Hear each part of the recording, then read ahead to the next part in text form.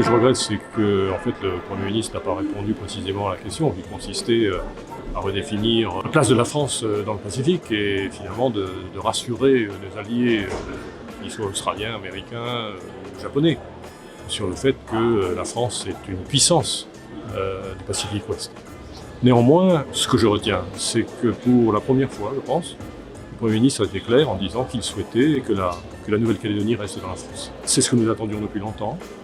Malheureusement, si ça avait été dit plus tôt, peut-être que ça aurait rassuré beaucoup de monde en Nouvelle-Calédonie et puis bien sûr dans le Pacifique.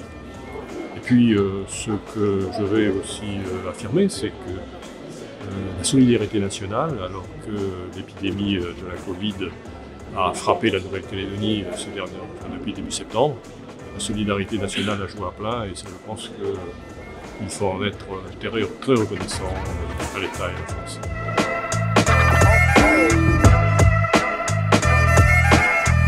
C'est pire que le point mort. Il y a de l'attentisme. La situation économique n'est pas bonne. Évidemment, les acteurs économiques s'interrogent beaucoup sur les conséquences, sur le résultat du référendum, mais surtout, depuis, la crise sanitaire a aussi frappé la Calédonie. On subit finalement une double peine.